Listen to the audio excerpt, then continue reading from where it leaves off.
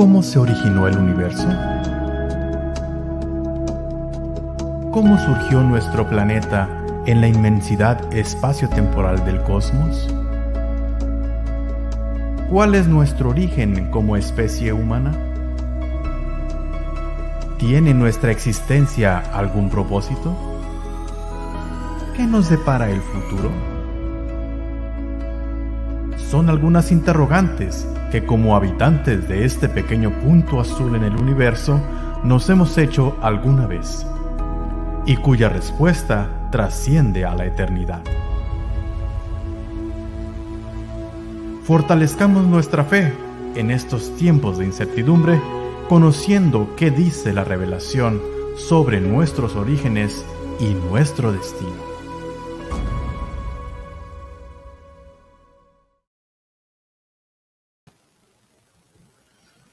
Muy buenas tardes nuevamente a todas las personas, amigos, hermanos que nos siguen a través de UMTV en este programa Nuestros Orígenes Revelaciones, un espacio donde los temas científicos, los temas religiosos se enfrentan desde una perspectiva bíblica. Es un programa para instrucción de la iglesia, de los amigos que nos escuchan, no importa su credo, no importa su cosmovisión, es una forma de compartir conocimiento. Nos da mucho gusto anunciar y recordar que hoy, gracias a Dios, gracias también al apoyo de la gente que nos sigue en el programa, estamos celebrando la conferencia número 50 de este programa, Nuestros Orígenes, Revelaciones. Hemos tenido, gracias a Dios, 50 conferencias hasta hoy. Hemos tenido muy buenos conferencistas, todos ellos han expresado su conocimiento, sus pensamientos de manera clara, de manera concisa. Y sin duda hemos sido grandemente beneficiados por ello. Le recordamos también que a partir de hoy, sí, estamos empezando a transmitir a las 4 de la tarde el programa. Ténganlo en cuenta para los sábados siguientes, así estaremos con el favor de Dios hasta el mes de octubre, noviembre, creo que octubre, pero todo el verano se dan los programas a las 4 de la tarde. Les avisamos para que tomen las precauciones respectivas, las medidas respectivas para acompañarnos en la transmisión. Tenemos muy buenos oradores que siguen y hoy no es la excepción. Hace un tiempo fui a la Ciudad de México a dar unas conferencias a una iglesia donde me invitaron y se acercó un muchacho conmigo. El profe me dijo, yo soy geólogo también. Entablamos una conversación. Me di cuenta que es una persona con una cosmovisión bíblica muy bien establecida. Él trabaja para la UNAM, es un investigador en la Universidad Nacional Autónoma de México. Y es una satisfacción esta tarde tenerlo como conferencista. José Antonio Barrera está haciendo su maestría en geología en la Universidad Nacional Autónoma de México. Me pidió que aclarara muy bien eso y lo estamos haciendo, José.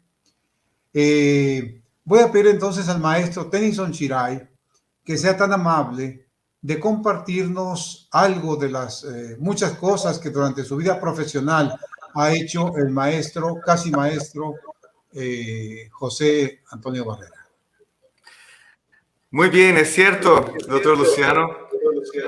Hoy estamos empezando una hora más tarde del horario habitual, a las 4, y tenemos un invitado realmente muy bien capacitado, el ingeniero José Antonio Barrera Mendoza.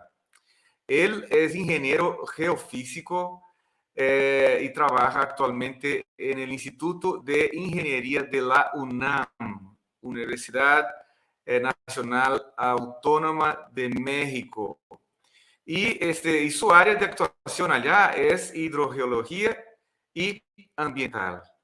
Él tiene mucha experiencia como ingeniero geofísico en ese Instituto de Ingeniería de la UNAM, trabajando en la modelación hidrogeológica para la definición del grado de intrusión salina en un acuífero costero, una de sus funciones.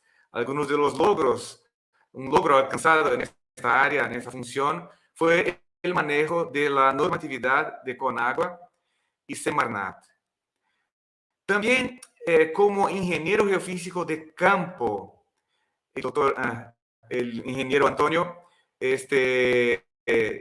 trabajó en funciones como el procesamiento de datos sísmicos y geoeléctricos.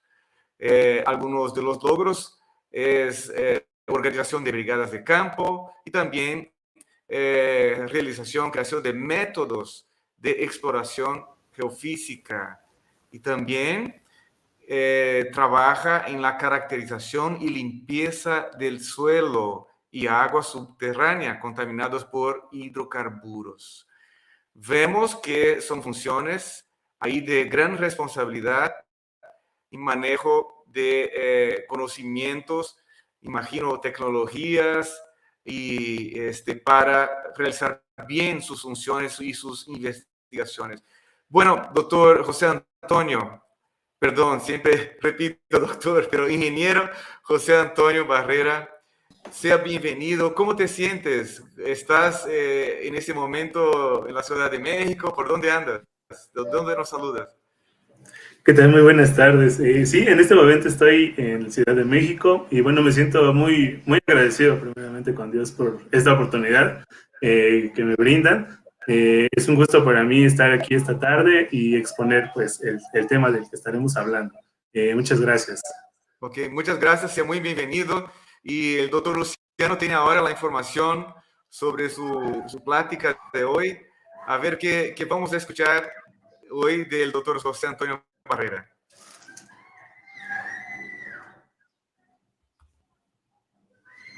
El micrófono, doctor Luciano, no escuchamos. Gracias, Tennyson.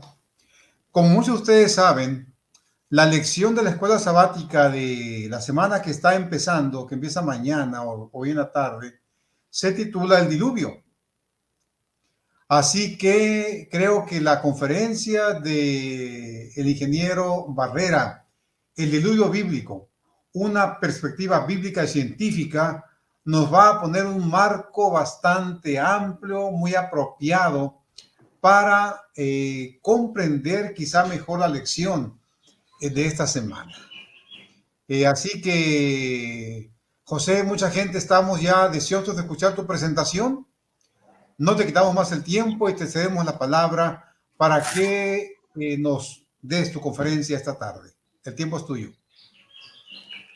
Muchas gracias, doctor. Muchas gracias, maestro, también por la introducción. Muy buenas tardes a todos. Feliz sábado de entrada.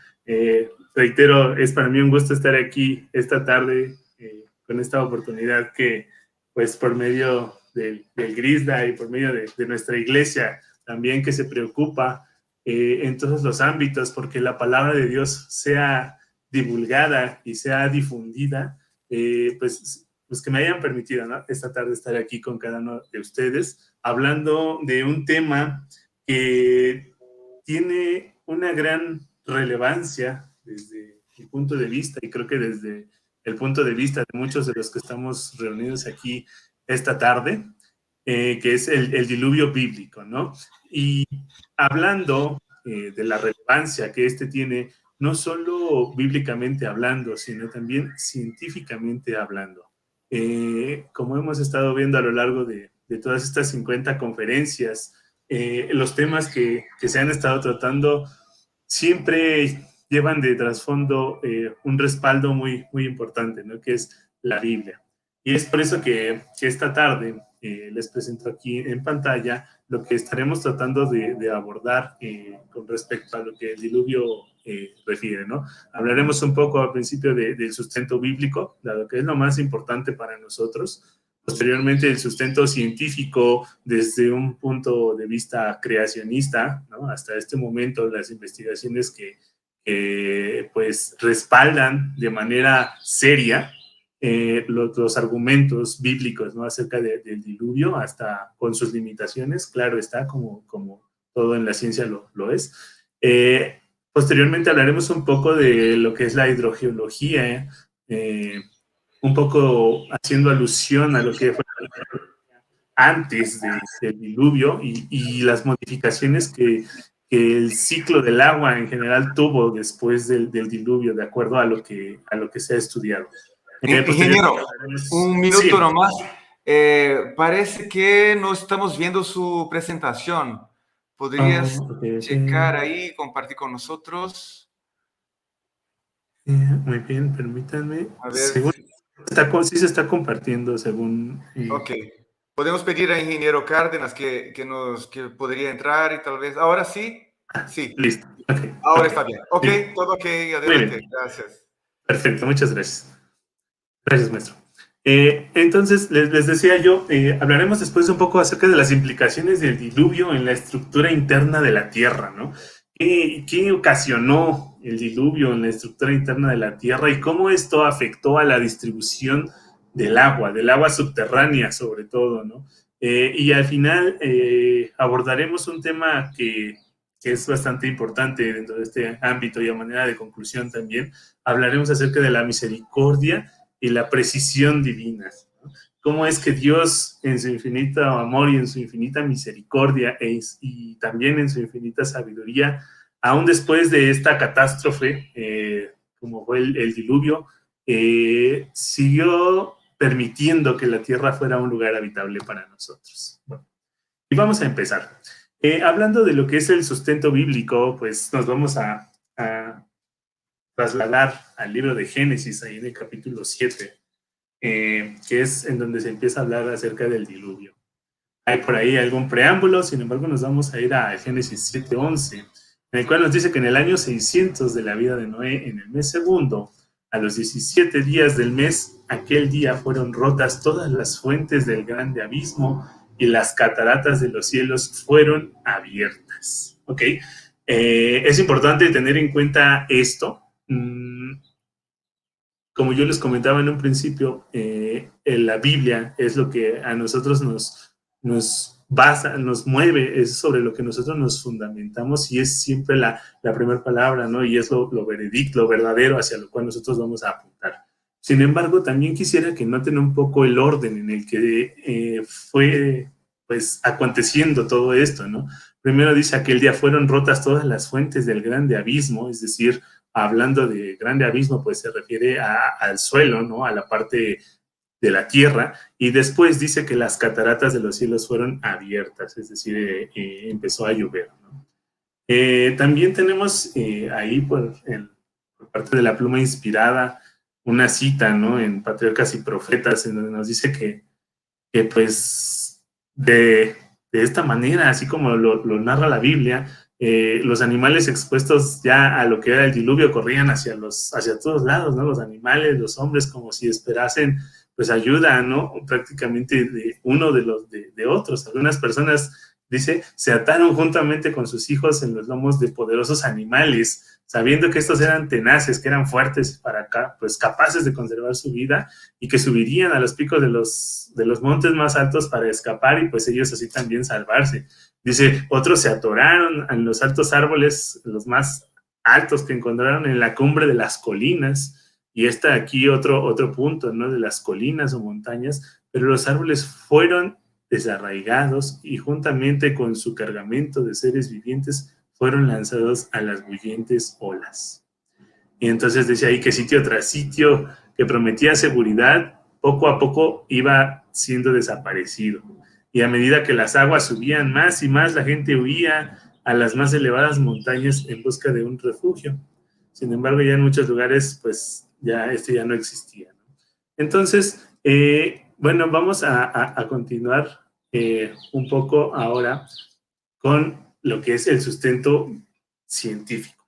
Y aquí todavía dice sustento bíblico porque, como ustedes recordarán, les dije al principio que pusieran un poco de atención en lo que se refiere a de qué manera fue que esto surgió. Primero, se comenta ahí que fueron rotas las fuentes del abismo. Es decir, todo lo que en ese momento en la Tierra se encontraba, la corteza terrestre, fue rota, ¿no? Es decir, todas las aguas subterráneas, todas las aguas que están por debajo del suelo, de la superficie, empezaron a emanar. Así es. Entonces, pues eso fue lo primero que pasó. De acuerdo al registro bíblico, nosotros podemos ver que esto ocurrió durante 150 días. 150 días fue que empezó a salir agua de manera vertical, de abajo hacia arriba, mediante la ruptura de toda la corteza terrestre.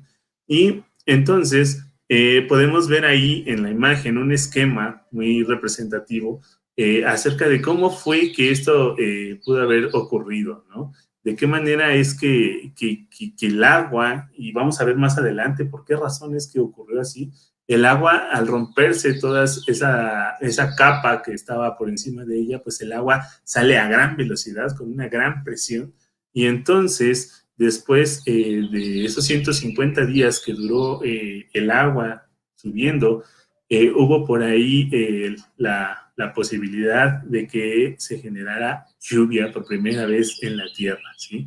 Ahorita vamos a ver de qué manera esa agua y con qué fuerza salió para poder llegar hasta la atmósfera, para poder generar nubes que después permitieran que estuviera lloviendo constantemente durante 40 días, como lo dice el relato bíblico. Y entonces entramos un poco a lo que es el sustento científico del diluvio. Y bueno, vamos a tratar por ahí unos 4 o 5 sustentos. Hay muchos, pero vamos a hablar de los más representativos. El primero de ellos son los fósiles de origen marino que podemos encontrar en las altas montañas que actualmente existen, ¿no? Por ejemplo, como el Everest. Hay una gran cantidad, de verdad es una cantidad sorprendente de fósiles, el 75% de ellos de origen marino, que nosotros podemos encontrar en montes que pues tienen hasta 7,000 metros de altura, 8,000 metros de altura y un poco más, como lo es el Everest. Entonces, todos esos fósiles y el grado de conservación que mantienen nos permiten tener un buen sustento de que, pues, en algún momento, todo eso que está en esas grandes alturas, pues, tuvo que haber estado a un nivel bajo, ¿no? A nivel del mar. Entonces, tuvo que haber estado en contacto con el mar en algún momento a elevaciones más bajas, y entonces hubo algo que de alguna manera permitió que llegaran hasta esas alturas. En primer lugar, eso ya es de llamar la atención, y en segundo lugar, que mantengan ese grado de conservación tan, pues, podríamos decir casi perfecto, ¿no? Como ustedes lo pueden ver ahí en la imagen. Si ustedes se dan cuenta, es muy fácil, es muy simple darse cuenta, pues, de los detalles de ahí, por ejemplo, los caparazones, ¿no? De los moluscos. Ahí, si ustedes prestan atención suficiente, se pueden dar, pues, la oportunidad de prácticamente ver qué tipo de organismo es. Entonces, ¿por qué es importante esto como sustento científico para defender el diluvio?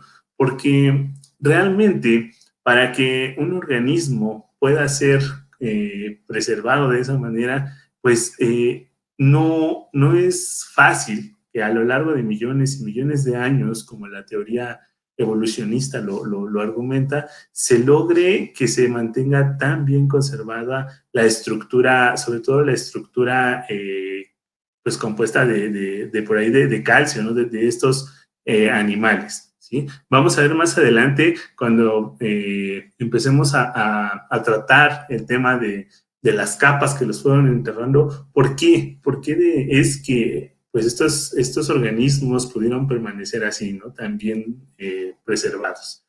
Después podemos encontrar, y esto también dentro del ámbito de los fósiles, fósiles de huellas de dinosaurios que realmente, cuando se estudian los patrones, digamos, de las pisadas, se puede ver que estos animales realmente tienen una tendencia a ir hacia arriba. Es decir, cuando se hace un reordenamiento de los estratos, de las capas, es posible identificar que ellos corrían hacia las zonas más altas, y digo corrían porque realmente las huellas no llevan un orden así como cuando los animales van caminando tranquilamente, pues a lo mejor en grupos de varios animales, y llevan un rumbo, ¿no? Llevan una dirección, digamos, bien definida, ¿no? Aquí, como ustedes pueden ver en pantalla, las huellas realmente sí tienden a ir hacia arriba, pero no tienen un camino, un sentido bien establecido, ¿sí? O sea, son tortuosas, van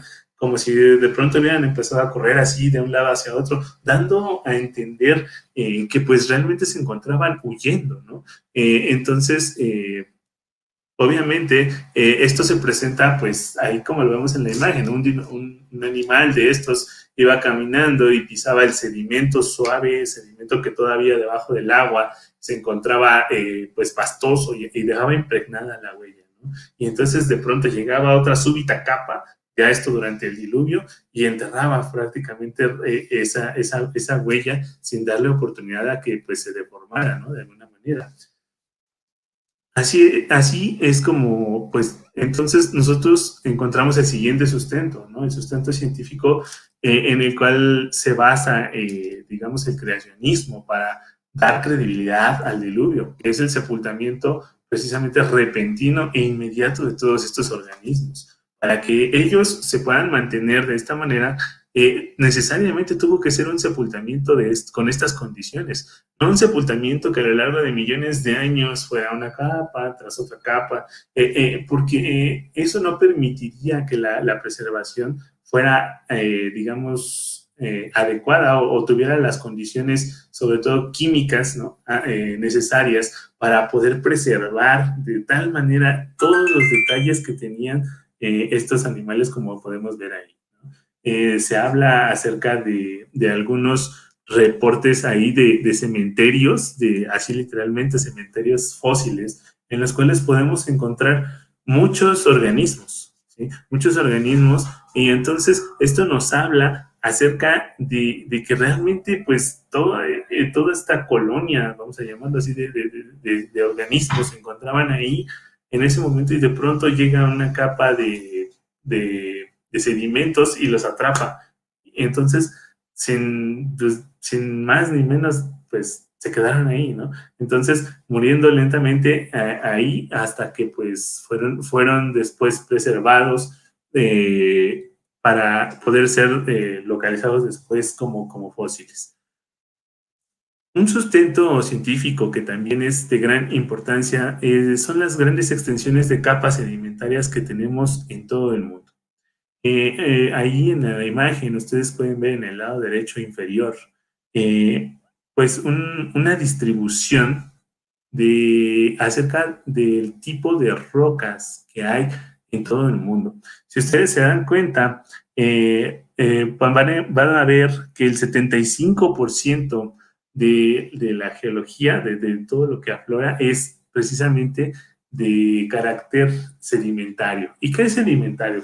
Pues es precisamente este tipo de material, como ustedes pueden ver ahí, en el cual iba a ser una capa, y después llega otra capa de material y es colocada por encima de la anterior, y entonces pasa un periodo de tiempo o un periodo en el cual no hay depósito, y después otra vez llega otro periodo, otra cantidad de sedimento transportada por el agua que en ese momento estaba fluyendo de manera súbita, y entonces se van depositando.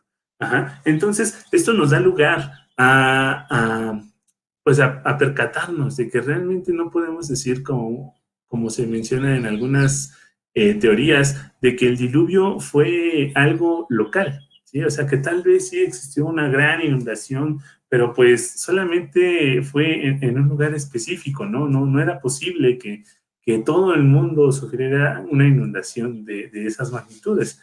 Entonces, cuando nosotros nos damos cuenta de la distribución que tiene todo este tipo de material a lo largo del planeta, entonces podemos percatarnos de que evidentemente es posible hablar de que esto ocurrió de esta manera. ¿Ok? Muy bien. Entonces, otra parte muy importante en la cual nosotros nos podemos basar es en las grandes distancias recorridas por los sedimentos, ¿sí?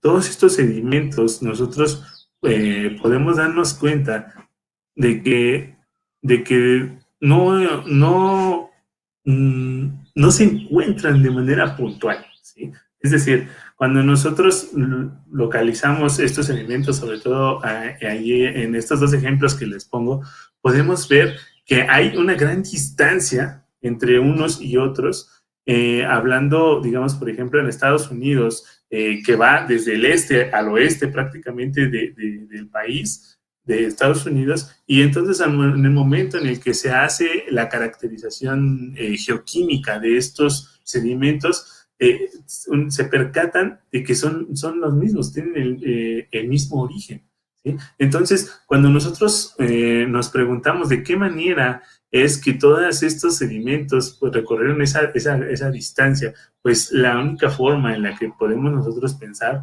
es en que precisamente fueron transportados por el agua, ¿no? A una gran velocidad, en un flujo muy, muy turbulento, ¿sí?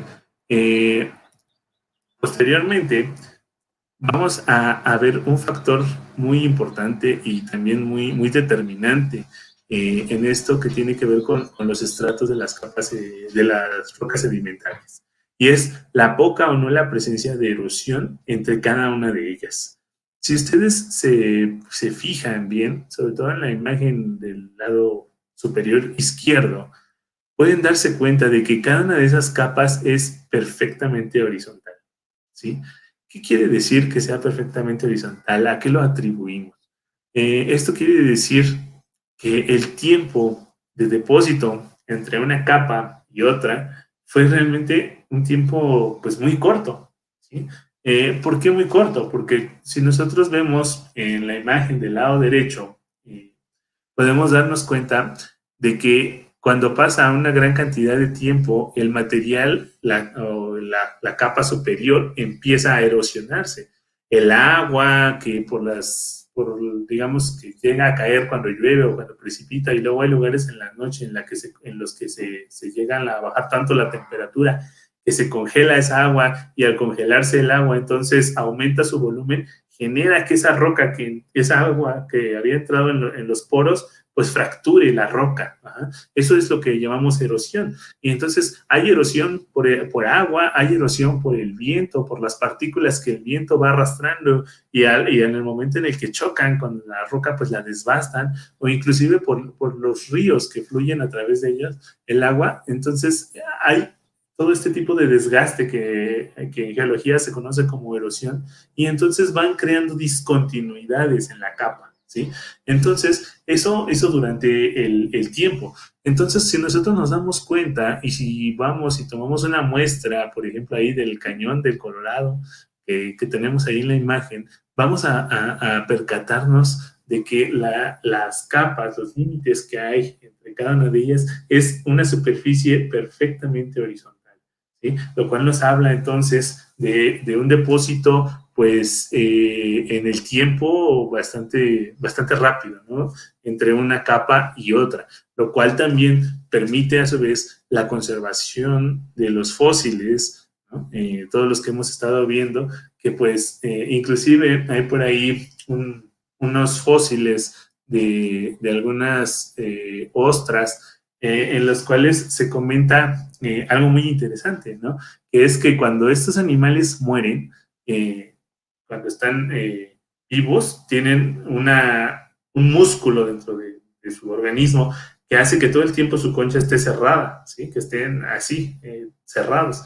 Entonces, cuando ellos mueren, obviamente ese músculo deja de trabajar, y entonces si es una muerte natural, ellos pues terminan así, ¿no? Termina la concha abierta, y entonces la gran cantidad de fósiles que se han encontrado de este tipo se encuentran estando cerrados, lo cual quiere decir que pues el animal prácticamente fue enterrado vivo, ¿no?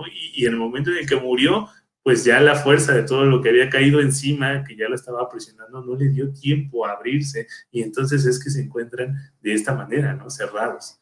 Entonces esto es una evidencia más, ¿no? Acerca de la veracidad del diluvio bíblico. Y hablando todavía de lo que son los estratos, encontramos este tipo de paisajes como el que ustedes pueden ver. Aquí, cuando las capas ya no son perfectamente horizontales, ¿no? Ya no son así, digamos, una tras otra, si nosotros nos damos cuenta, la línea que las divide, ¿no? Porque a lo mejor podríamos estar pensando en que nos estamos contradiciendo con lo que se dijo anteriormente, sin embargo, nos damos cuenta de que este material fue doblado en su totalidad. Es decir, en el momento en el que se fueron depositando las capas, todo eso que ustedes ven en pantalla, en algún momento estuvo horizontal, totalmente horizontal. Se depositó, ajá, y en un tiempo dentro de lo que fue el diluvio, con todo el movimiento de la corteza terrestre, con las aguas saliendo, con el magma fluyendo por debajo y todo el intercambio de temperaturas ahí, hizo que hubiera un plegamiento, que es lo que está ahí, ¿no? Si ustedes se ponen a pensar un poco, la teoría evolucionista dice que para que esto surgiera tuvo que ocurrir, pues, como nosotros sabemos, millones de años. Y una manera en la que nosotros podemos, pues, digamos, argumentar que esto no fue así, es una forma muy sencilla. Si nosotros pensamos en cada una de esas capas, ¿no? Y que se fue depositando una tras otra, como ya lo hemos comentado, y entonces, al momento en el que pasa un largo tiempo, estas capas tienden a endurecerse. Cuando estas capas tienden a endurecerse, si llega una fuerza que por alguna razón hace que se plieguen, que se doblen, ya sea así o sea en sentido contrario, la dureza que tienen en ese momento, después de haber pasado tanto tiempo, no permitiría que se viera ese paisaje, ¿sí? No habría un doblez, sino que habría una ruptura, ¿ok?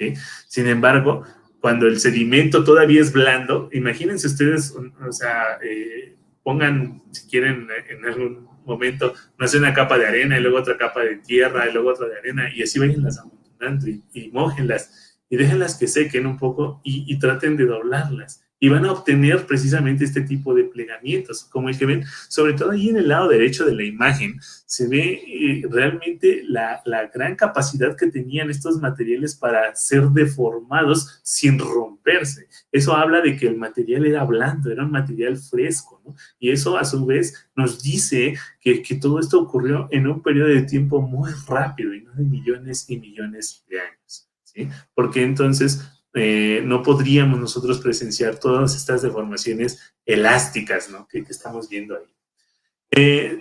Muy bien.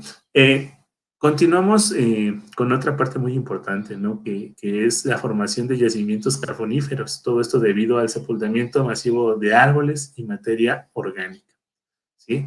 De acuerdo con las condiciones que haya habido en ese momento, condiciones químicas, pues todos esos materiales que fueron sepultados, seguramente si no se fosilizaron, entonces las condiciones que hubo ahí permitió que se formaran todos estos yacimientos de carbón que actualmente pues son explotados, ¿no? Y qué mejor prueba hay para relacionar esto que lo que ustedes pueden ver ahí en el fondo de la imagen, ¿no? Que es una pared prácticamente de material de origen sedimentario en el que se ven ahí las capas de las que ya hemos estado hablando.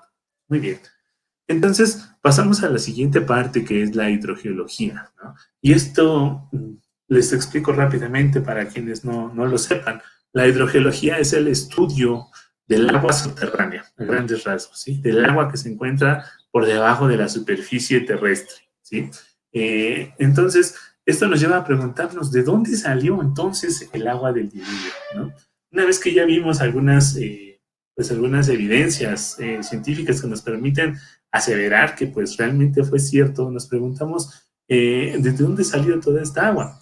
Entonces, actualmente, y esto es algo muy, muy, muy importante de mencionar, se dice que el manto de la Tierra pues es una capa que está por debajo de la corteza terrestre, que es donde nosotros vivimos, y entonces con una espesor aproximada de 2.900 kilómetros, el manto de la Tierra entonces tiene principalmente tres capas, ¿no? Que es la capa superior, la capa inferior y la capa intermedia.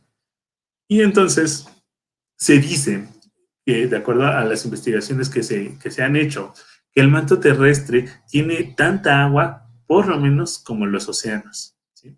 Entonces, ¿de qué manera es que entonces toda esta agua de que se habla en el diluvio fue obtenida? Pues precisamente lo tenemos aquí en un estudio que se hizo en el año 2017 y que está reportado ahí en la página de FIS.org, en el cual se originaron de manera sintética dos de los minerales que prevalecen en la parte del manto, perdón, de la Tierra. Y entonces, estos minerales son la wachleita y la ringudita, que es la que se encuentra en la capa intermedia, ¿sí? No en la superior ni la inferior, sino en la capa intermedia, que es la que se cree que tiene agua. Entonces, se generaron esos minerales de manera artificial, de manera sintética, y entonces se pusieron bajo condiciones en las cuales pudieran simular las condiciones de temperatura y presión ahí en el manto terrestre. Y entonces se llegó a la conclusión de que realmente todos los silicatos y todo lo que se encuentra ahí en el manto de la Tierra, pues permite que en esta capa intermedia del manto sea posible que el agua se retenga. Entonces, el agua de alguna manera se retiene en esa capa, y entonces, como nosotros leímos hace unos minutos, cuando son rotas la parte superficial de la Tierra, todo esto empieza a subir. ¿Sí? Empieza a subir con una presión y con una fuerza realmente increíble. Ahorita más adelante vamos a tratar de hacer un comparativo, por ejemplo, con un pozo de agua de los que tenemos actualmente, que realmente pues están a menos de 100 metros de profundidad, 100, 120 metros, y entonces podremos darnos una idea acerca de la magnitud, ¿no? De lo que esto habla. Si con esa fuerza sale a ciento y tantos metros de profundidad, entonces cuando estamos hablando de 600, 800 kilómetros, ¿qué es lo que sucede? ¿Okay? Y bueno, para eso vamos a hablar acerca primero de los acuíferos, ¿no? ¿Qué son los acuíferos? Los acuíferos son estas capas que hemos visto de material, de roca realmente, que son capaces de retener el agua subterránea, ¿sí? Nosotros vemos ahí que existen varios tipos de acuíferos, pero vamos a enfocarnos precisamente en el tipo de acuíferos confinados, ¿sí? El tipo de acuífero confinado, que es el que ven ahí ustedes, es aquel en el cual está la capa de roca, la formación geológica que es capaz de retener el agua, y encima de ella, ahí donde dice arcilla, hay una capa impermeable. En este caso la arcilla es la capa impermeable, es decir, que esa capa no es capaz de retener agua, sino que está presionando todo el agua que está por debajo de ella, ¿sí? En el momento entonces en el que nosotros perforamos un pozo acá arriba y atravesamos esta capa de arcilla, esa presión con la que el agua de abajo está contenida se rompe, ¿sí? Al entrar en contacto con la atmosférica, y entonces sube, el agua tiende a subir, y entonces es de esa manera en la que, pues, de alguna manera podemos simular un poco, ¿no?, lo que pasó ahí en el diluvio, ¿no? Esto como para darnos una idea, ¿no? Entonces, hay otro tipo de acuíferos, que es el acuífero libre, en el cual no tiene ninguna capa encima que lo contenga. Entonces, al perforarlo, pues realmente el agua no sube, ¿no? Ahí es necesario tener una bomba para meterla en el pozo y que el agua pueda fluir, ¿no? Entonces, esta es la manera en la cual, digamos que quedó configurado, ¿no?, el sistema subterráneo después del diluvio. Yo quiero pensar que de alguna manera, antes del diluvio, no existía de esta manera así el sistema, sino que probablemente toda el agua subterránea se encontraba a un nivel pues lo suficientemente somero como para que pudiera ser aprovechada por los seres humanos, ¿no? E inclusive se mantuviera la conexión con los ríos, ¿no? Y no era un sistema tan complejo como el que tenemos actualmente, ¿no?, para poder extraer esa agua. Si nosotros nos damos cuenta, entonces, cuando ocurre el diluvio, todas estas capas que en algún momento eran perfectamente horizontales y que no existía discontinuidad alguna entre ellas, pues fueron fueron rompiéndose, fueron algunas poniéndose encima de otras se doblaron. Entonces, realmente todo lo que ocurrió fue una gran modificación de lo que Dios había hecho en un principio, ¿no? Si nosotros nos ponemos a pensar y vemos todo lo que son las dorsales oceánicas, podemos ver que en los océanos existen grandes volcanes que ya obviamente están apagados, ¿no?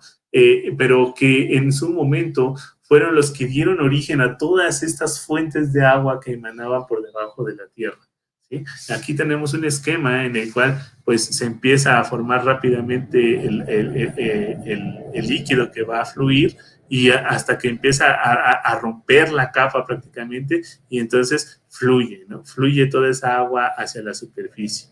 Entonces, de alguna manera, esta es la fuente, ¿no? En la cual toda esa agua fue obtenida. Y entonces aquí está el video que les quiero presentar, en el cual les voy a pedir que puedan prestar atención. Este pozo fue perforado a 88 metros de profundidad, 88 metros de profundidad, y entonces vean cómo la máquina va a estar perforando, y en el momento en el que llega a la capa donde está el agua, vamos a ver con qué fuerza sale el agua.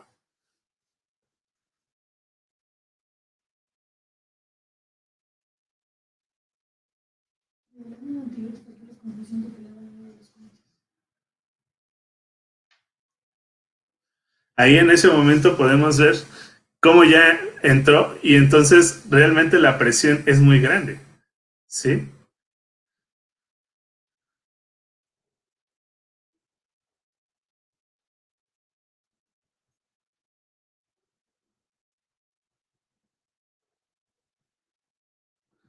Entonces, cuando nosotros nos ponemos a pensar que esto fue a 88 metros, menos de 100 metros de profundidad, entonces ese chorro de agua que pudimos ver alcanzó prácticamente 34 metros de altura, ¿sí? Entonces, eso nos da, nos permite a nosotros pues comprender, ¿no? Realmente en qué orden de magnitud esa presión va aumentando entre más pues profundo se encuentra, digamos, la fuente de donde viene. ¿Okay? Después vamos a hablar ahora un poco, ya que hablamos de lo que es el agua y cómo está distribuida, acerca de las implicaciones que el diluvio tuvo en la estructura interna de la Tierra, ¿no? Y la manera en la que esto afectó a la distribución del agua. Como nosotros sabemos, antes del diluvio se dice que había una tierra en la cual existía un solo continente, ¿no? Un solo continente, en el cual después del diluvio fue pues modificándose, fue separándose, ¿no? A través de diversos mecanismos que vamos a tratar de ver ahorita en las siguientes diapositivas, pero quisiera que antes de que habláramos de ellos, pudieran ver este video en el cual se muestra de alguna manera cómo es que esa separación se fue dando, ¿sí? En esta representación nosotros podemos apreciar esto, vamos a darnos cuenta de qué manera fue que al mismo tiempo que el agua iba fluyendo, ¿no? que iba reacomodándose, toda la parte continental fue experimentando este movimiento.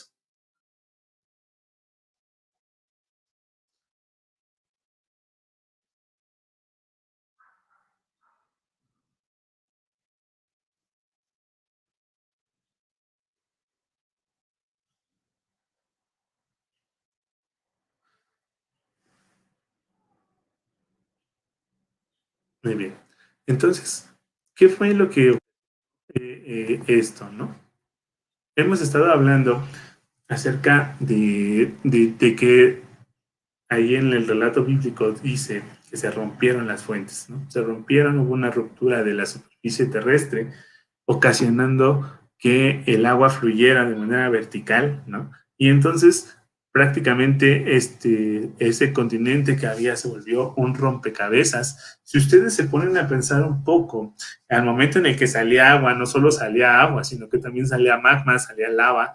Es decir, si ustedes han visto la lava, es un fluido realmente viscoso, muy viscoso, en el cual entonces pues permite movimiento, ¿no? Todo esto fue generando que de alguna manera nuestro planeta fuera dividido en placas, ¿sí? Es un pequeño un gran rompecabezas más bien, que ustedes pueden ver ahí en pantalla, ¿no? Tenemos diversas placas y sabemos que precisamente entre los límites de cada placa, ¿no? Realmente la Tierra sigue moviéndose, y es por eso que yo digo que realmente los efectos del diluvio los seguimos viviendo actualmente, ¿sí? Porque esos sismos que nosotros experimentamos, sobre todo los que vivimos muy cerca de los límites de una o más fallas, experimentamos ese tipo de movimientos tectónicos muy a menudo, ¿no? Entonces, eso ha generado que aquella tierra que Dios hizo en un principio, ¿sí? Quede como lo están viendo ustedes en este esquema en la parte de arriba, ¿sí? Imagínense entonces que antes, después del diluvio, pues prácticamente todas estas capas eran una tras otra, y aún después del diluvio ha habido movimiento, ¿no? Ha habido todo ese tipo de plegamientos, como el que ven ustedes ahí en la imagen derecha del lado inferior, en el lado inferior. Y entonces, todo este tipo pues, de formaciones en la estructura interna de la Tierra trajo consecuencias también consigo misma para el agua subterránea, ¿sí? Ya no es tan fácil en la actualidad y lo vivimos realmente, obtener agua subterránea, sobre todo que sea de buena calidad, ¿sí? Agua que sea para consumo humano, útil realmente, ¿no? Que no esté contaminada, es decir, no contaminada no solo por el hombre, sino que tenga por ahí, digamos, algunos niveles de contaminación propios del medio ambiente, ¿no? Que tenga algunos metales o que de esta combinación de capas de diversos materiales haya, pues, de alguna manera permitido, y el calor que hay ahí, pues, permitan que exista una contaminación de esa agua, ¿sí?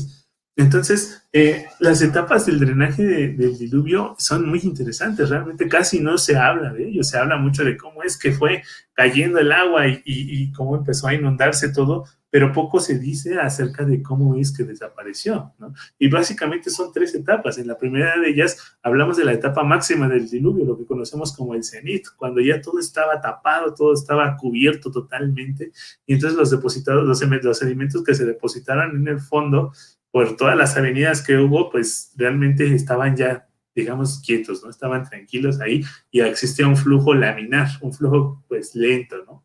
Un flujo de agua. Entonces, después hay una segunda etapa de drenaje, de vaciado, ya cuando las aguas empiezan a regresar a su lugar, que es el flujo de agua fuera de los continentes, ¿sí? Es decir, los continentes en ese momento empiezan a descubrirse, ya la nueva tierra, ya la Pangea, digamos, ya habiendo sufrido una transformación, empieza a ser descubierta por el agua, y entonces comienza una erosión moderada sobre los sedimentos por esa misma agua, a través del flujo turbulento que tiene, ¿sí? O sea, es decir, tienes un flujo tan grande que en la escala de número de Reynolds, que es una escala en la cual se mide la destrucción, digamos, del flujo, de qué tan rápido va, es un flujo de 4000 en la escala de Reynolds. Entonces es un flujo turbulento que es capaz de arrancar rocas, de arrancar todo lo que encuentra a su paso, digamos, con una fuerza pues lo suficientemente grande como para poder devastar esos materiales, y empieza a erosionarse los nuevos continentes. Y en la etapa final, ya cuando empieza ya los continentes están descubiertos, y entonces se empiezan a crear grandes canales y grandes, digamos, partes por las cuales el agua fluye, porque ya va llevando a su paso una gran cantidad de rocas de todos los tamaños, y entonces se dice, de acuerdo a algunos modelos que se han hecho, que este flujo tan turbulento, este flujo tan agresivo, tiene una escala en el número de Reynolds de más de 1,000,000, ¿sí? Es decir, un flujo lo suficientemente grande como para crear las estructuras que están viendo ustedes en su pantalla, ¿sí? Es decir, ya que las capas estaban ahí posicionadas horizontalmente, ese flujo fue tan grande, tan fuerte, que entonces fue devastando aquellos sedimentos que quedaron, digamos, no muy bien consolidados, y entonces dándonos estos paisajes que pues hoy en día nosotros pues disfrutamos, ¿no? Realmente cuando salimos, a los que nos gusta todo esto, ¿no? En la imagen del lado izquierdo, en el lado inferior, es posible ver un volcán, ¿no? Lo que fue un volcán, y realmente como lo único que sobrevivió de ese volcán, pues prácticamente fue la parte que se logró solidificar, ¿no? La parte de la cámara magmática, en donde toda el magma realmente se solidificó, pero todo el cono que cubría a ese volcán fue erosionado, ¿no? Fue arrasado por el agua, y entonces pues tenemos como resultado esa estructura que vemos ahí. Y entonces, ¿qué más hay acerca de esto?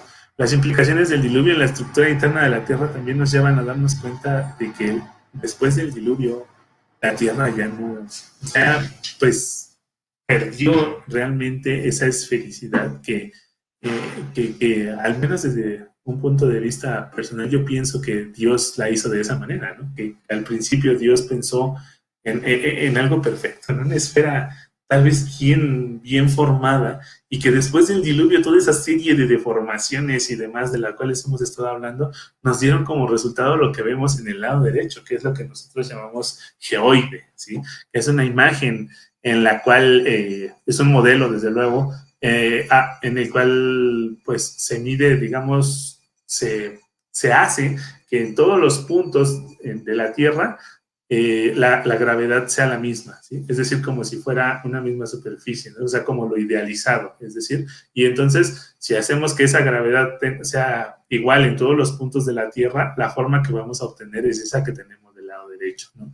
Y entonces, si nosotros lo relacionamos pues con el diluvio, seguramente es debido a toda esa serie de deformaciones que ocurrieron, ¿no? Durante el diluvio. Entonces, hablando de lo que es la distribución del agua, también, como les comentaba hace unos minutos, actualmente el ciclo del agua es como lo ven ustedes ahí en pantalla. Es un ciclo bastante complejo en el cual realmente hacer que ese ciclo se lleve a cabo en su totalidad cada vez es más difícil debido a las actividades humanas, ¿no? A la contaminación y a la sobreexplotación y demás, pero también debido a que en la tierra abajo ya no existe esa digamos, uniformidad en las capas, ¿no?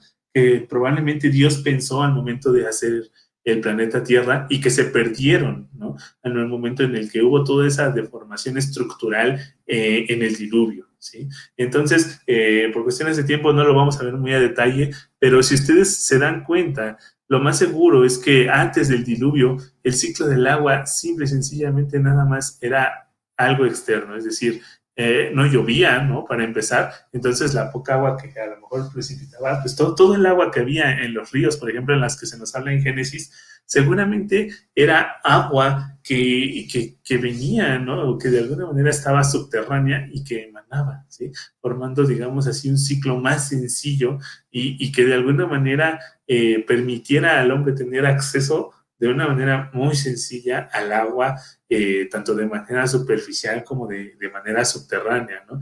Dejando de lado, por ejemplo, todo lo que es la precipitación ocasionada ya por las altas montañas, que se cree que durante el diluvio, pues, digo, antes del diluvio no existía, ¿no? Y ya para ir finalizando, el último tema del que quiero hablar es acerca de la misericordia y la precisión divina.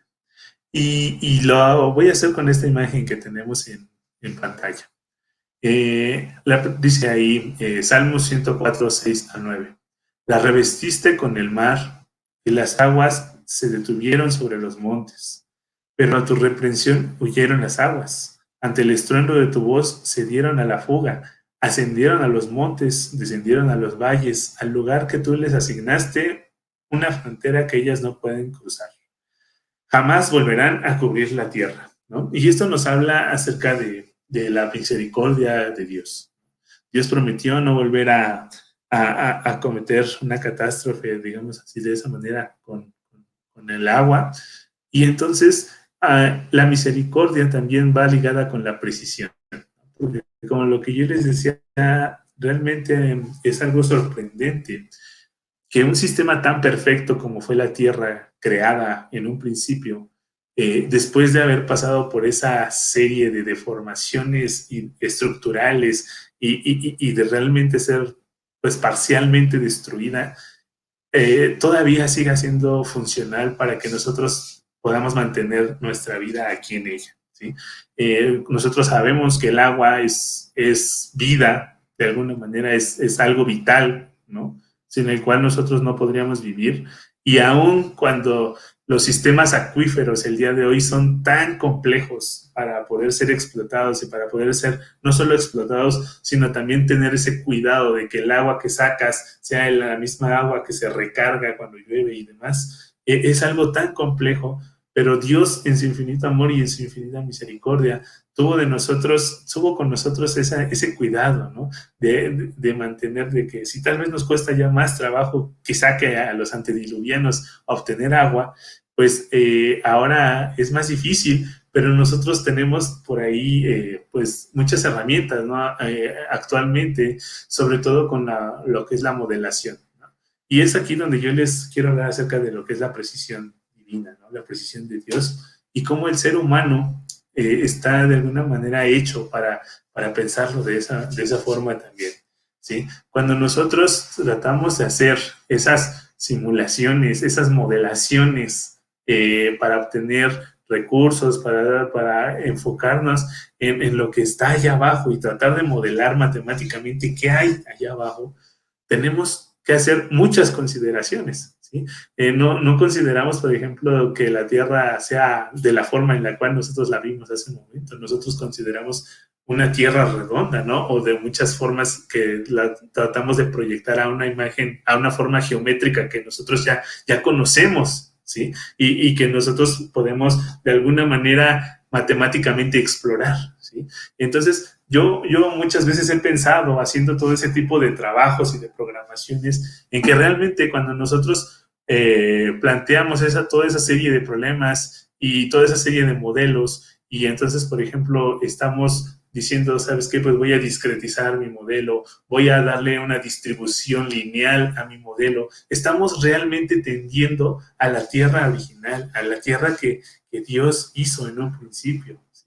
y que fue modificada por todo este tipo de catástrofes, ¿sí? Y es algo sorprendente porque realmente cuando nosotros hacemos este tipo de modelos y convergen, ¿no? Es decir, que tenemos éxito, podemos darnos cuenta de que realmente hay un margen de error entre lo que el modelo matemático está haciendo y entre lo que nosotros vamos a encontrar ya yendo a campo, por ejemplo, a perforar un pozo, ¿no? Va a haber un cierto margen de error, ¿no? Y ese margen de error precisamente es la diferencia que existe entre un modelo perfecto, que para mi punto de vista es el modelo que Dios matemáticamente hizo bien, ¿no? Desde un principio antes del diluvio, y lo que nosotros estamos aproximando, ¿no? Lo que nosotros encontramos ya en la realidad, ¿sí? Entonces, realmente resulta pues muy interesante todo esto, hermanos y hermanas, y la manera en la cual nosotros podemos hacer uso del diluvio bíblico para poder defender nuestra fe, no solo desde el punto de vista, digamos, espiritual, ¿no? Sino también desde el punto de vista intelectual, ¿no? Que Dios nos dejó una gran serie de vestigios y una gran serie de datos a través de la cual nosotros que nos dedicamos un poco a esto, sobre todo lo que son las geociencias enfocadas a lo que es el creacionismo, podamos defendernos, ¿no? Si nosotros le ponemos un poco de entusiasmo y por ahí de esfuerzo, tal vez matemáticamente hablando, y sobre todo si nos enfocamos y nos dedicamos a Dios, Dios nos va a ayudar a que este tipo de proyectos y de iniciativas, como lo es este gran programa en el cual nosotros estamos esta tarde, pues puedan cada vez ser más importantes y tengan más presencia en el ámbito científico, no para decir que tenemos la razón, sino para compartir a ese Dios de misericordia y a ese Dios de sabiduría en el cual cada uno de nosotros creemos. Muchas gracias.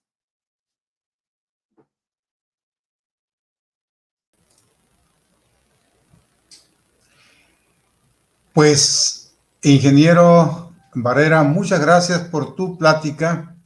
Se nota que tu fuerte es la hidrogeología. Nos diste una aproximación muy científica del diluvio y bastante apegada a nuestra cosmovisión. Muchas gracias por tu conferencia, muy gráfica, muy clara, muy precisa y muy informativa, que sin duda también fortalece nuestra cosmovisión como personas que creemos en el catastrofismo, en cómo una catástrofe puede hacer en poco tiempo lo que el uniformismo postula a través de millones y millones de años. Muchas gracias, José. Sin duda hay muchas preguntas, hay muchos comentarios, muchas preguntas. La gente está muy ligada al programa esta tarde, como cada sábado, y les agradecemos por ello. Sin embargo, como les hemos dicho otras veces, siempre, gracias a Dios, hemos conseguido muy buenos oradores, muy informados, gente muy capaz, y el próximo sábado no será la excepción. Maestro Tennyson, ¿nos platicas a quién tenemos el próximo sábado como orador? Ok, el próximo sábado vamos a tener un tema muy interesante también, presentado por el doctor Víctor Solís. El doctor Víctor Solís es catedrático en la Escuela de Nutrición de la Universidad de Navojoa, en Sonora, estado de Sonora, México. Su tema es bioquímica, evidencia funcional de un diseño inteligente. No pueden perder el próximo sábado a las 4 de la tarde, ¿ok? El doctor Víctor Solís. El doctor Víctor Solís es un egresado de la Universidad de Montemorelos. Fue uno de nuestros alumnos ahí en químico clínicos, biólogos, pero él ha seguido superándose y ahora tiene un doctorado. Así que, Víctor, si me estás escuchando, pues te estoy comprometiendo. La gente va a estar ansiosa de escuchar también tu presentación el próximo sábado. Y recuerden, queremos repetir esto a las 4 de la tarde, ¿sí? Estamos cambiando la programación a las 4 de la tarde. Así quizás sea más cómodo para muchos. Allá por el área del noroeste de México es más cómodo esa hora, yo creo, ¿no? Así que los esperamos a los paisanos de allá de Sonora también en este ciclo de conferencias que sin duda nos enriquecen como personas con cierta cosmovisión y también sirven para esparcir lo que creemos a otras personas que se unen al programa, y todos son bienvenidos, no importa la cosmovisión que tengan. Tennyson, vamos a ver quién nos saluda, qué hay para ahora y las preguntas que hay. Ok, doctor Luciano y ingeniero José, tenemos un público fantástico hoy. Mucha gente estuvo acompañando el tema, tenemos muchas preguntas, muchos comentarios, gente de varios lugares, de México, otros países también. Bueno, vamos a empezar con nuestro primer televidente aquí. Alan Chablés siempre nos acompaña, aquí llega temprano. Un saludo, Alan, un gusto tener tu presencia aquí con nosotros. Bueno, enseguida nos saluda Valdes Zúñiga, ok, nos desea un feliz sábado. David de la Rosa llegó temprano también. Al inicio dijo, ya estamos aquí, profe Luciano, presente y al tiempo. Muchas gracias también, Dani Perla. Dani Perla nos saluda de Jamesport, en New York, un lugar pintoresco. Saludos, Dani, gracias por estar con nosotros aquí en ese sábado.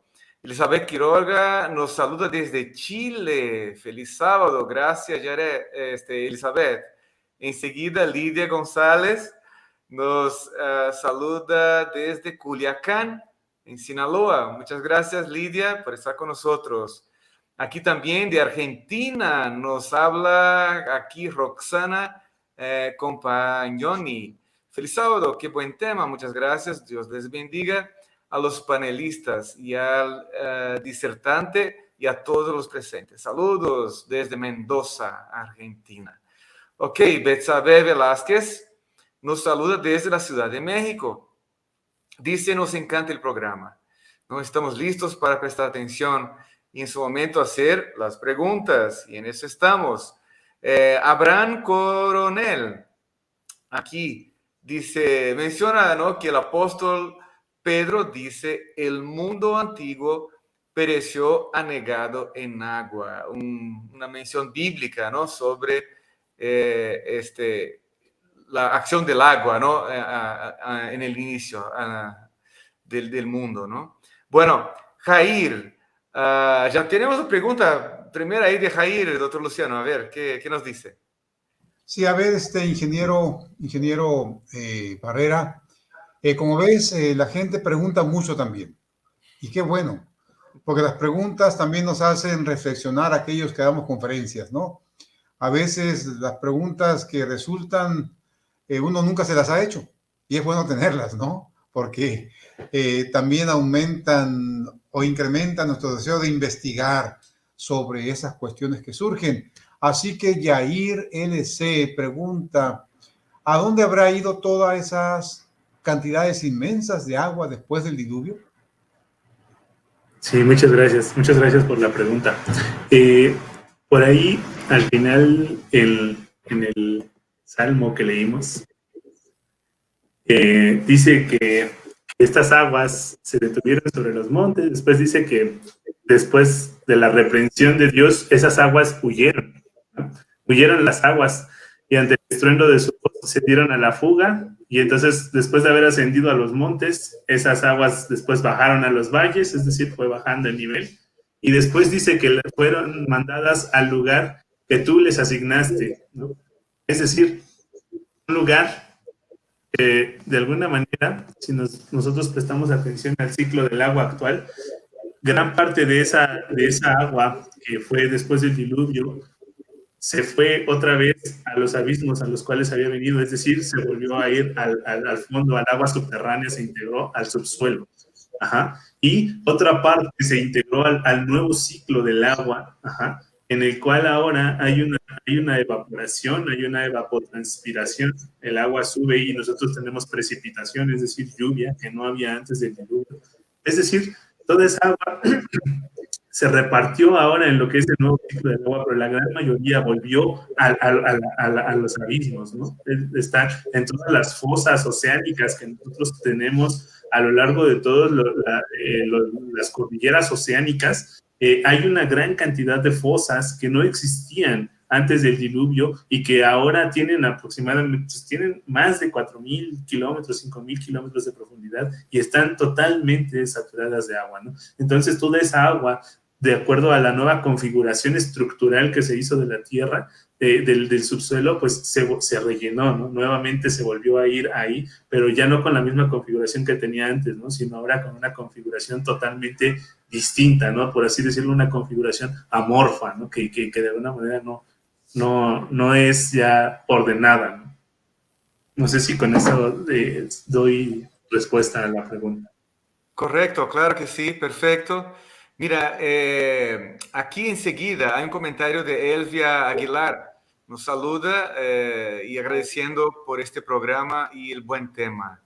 Bueno, también Andrómeda Elizondo, muy interesante, me encanta su programa, las temáticas, y nos saluda. Ahí viene un saludo de Ecuador, Jorge Israel Padilla, nos desea un feliz sábado. Gracias, Jorge, por estar acompañando a nosotros. Ahí vienen más preguntas, doctor Luciano. Abner Córdoba Guizar está muy activo esta tarde. Qué bueno, Abner, felicidades, qué bueno que estás atento y haciendo tus cuestiones. Muy bienvenidas. Dice la pregunta, ingeniero, con esa información, teniendo en cuenta que el jardín del Edén estaba en la tierra y la intención era que se poblara, ¿podemos inferir que la deriva continental se ocasionó por el diluvio? Esa es la primera. Y la tierra era un solo continente. Segundo, con base a lo presentado, los dinosaurios existieron en estos 6.000 años de la existencia humana y su extinción fue causada por el diluvio. Sí, muchas gracias por las preguntas. De entrada, vamos a empezar con lo de la deriva continental. Si nosotros prestamos atención a la forma que tienen actualmente los continentes, y no solo a la forma, sino también algunas otras evidencias, a percatarnos de que realmente es como si fuera un rompecabezas, ¿no? La parte de Sudamérica, por ejemplo, de alguna manera encaja con una parte del continente africano. Ajá. Entonces, eso hace pensar que en algún momento eso estuvo junto, ¿sí? Es decir, eso en algún momento estuvieron ligados, y entonces después del diluvio, como se comentó, pues todo este movimiento, ¿no? Por todo lo que es la tectónica que hubo y el movimiento de flujo de magma y demás, pues permitió que se separaran, ¿no? No solamente es este tipo de evidencia, sino también las rocas, ¿no? Si nosotros hacemos ahí un poco de investigación, podemos darnos cuenta de que tanto en un punto como en otro, y esto hablando nada más de estos dos puntos, ¿no? Que se unen, pero hay más, podemos encontrar el mismo tipo de roca, ¿no? En algunas ocasiones, el mismo tipo de minerales, cuando se hace una datación química ahí de ellos, ¿no? Una caracterización geoquímica. Entonces eso nos permite de alguna manera inferir que en efecto antes del diluvio pues había un solo continente, ¿no? Lo que se llama ahora Pangea, ¿no? Entonces eso por una parte. Y la segunda pregunta dice los dinosaurios. Ok, aquí es un tema bastante polémico.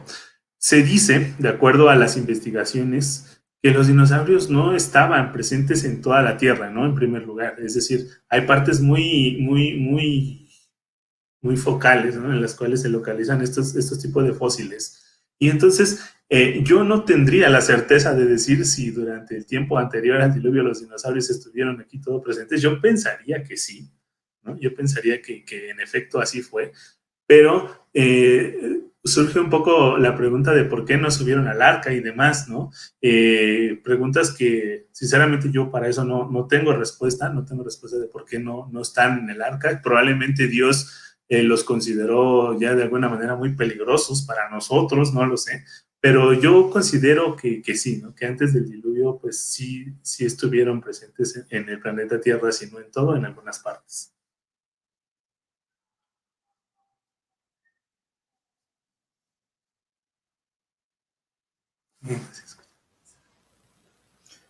Tu micrófono, Tennyson. Ok, claro, gracias.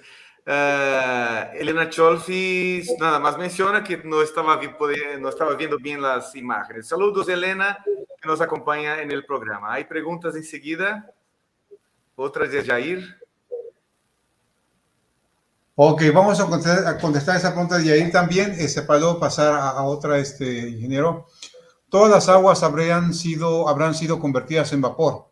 Y entonces, en las nubes o parte del agua también regresó al lugar donde se encontraba antes del diluvio. Pues ya la respondiste, ¿verdad? Ya la respondiste. Así que seguimos, Tennyson, seguimos. Ok, Dani Perla, las imágenes están claras. Bueno, comenta aquí. Ok, ¿no? esos son comentarios. Una está ayudando a otra. Gracias, Dani, por ayudar a nuestros asistentes ahí. Bueno, hay una pregunta de las redes sociales ahí de OMTV. Sí, la pregunta también ya la respondió de alguna forma el ingeniero. Ok. Seguimos, Okay. Tennyson. Está bien. Flor Hernández, gracias a Dios por los 50 temas expuestos. Es verdad, 3 temporadas, 50 temas.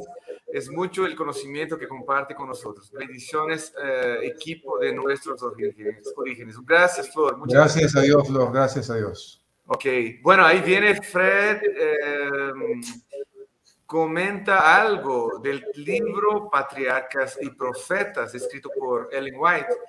Pero al octavo día, oscuros nubarrones cubrieron los cielos y comenzó el estallido de los truenos y el centellear de los relámpagos. Pronto grandes gotas de agua comenzaron a caer. Nunca había presenciado el mundo cosa semejante y el temor se apoderó del corazón de los hombres. Gracias por compartir este trecho del libro Patriarcas y Profetas, escrito por Ellen White. Ahí vienen preguntas. Sí, ingeniero Barrera, Sandy Moscoso de Ramón, ¿cómo habrán sobrevivido las especies marinas? Listo. Ok. Ahí Yo me he hecho esa pregunta, sinceramente no es algo que yo haya comprobado, pero cuando nosotros nos ponemos a leer un poco nos damos cuenta que al final, ya cuando empezó el drenaje, es decir, que el agua comenzó a descender los niveles, estratégicamente Dios colocó el arca en un lugar en el cual no fuera, digamos, afectada ese movimiento tan brusco que generó el drenaje. ¿Sí me explico? Un movimiento muy turbulento ante el cual, de acuerdo con lo que, pues las simulaciones y todo lo que se ha hecho, se dice que el arca no hubiese aguantado ese movimiento, ¿no? Ese movimiento, ese choque de tantos impactos ahí, de cosas yéndose, por ejemplo, por los grandes abismos. Entonces Dios colocó el arca en un lugar estratégico. Y yo quiero pensar que igual hizo con las especies marinas, ¿sí? Que de alguna manera Dios pudo haber colocado, ¿sí? En alguna de todas esas fosas que están ahí abajo, ¿no? Digamos, a los animales de tal manera que el flujo y el flujo y toda la cantidad de objetos que por ahí iban bajando a una gran velocidad e impactándolos, pues no los destruyeran, ¿no? Yo quiero pensar que de alguna manera Dios así pudo haberlos, digamos, salvaguardado.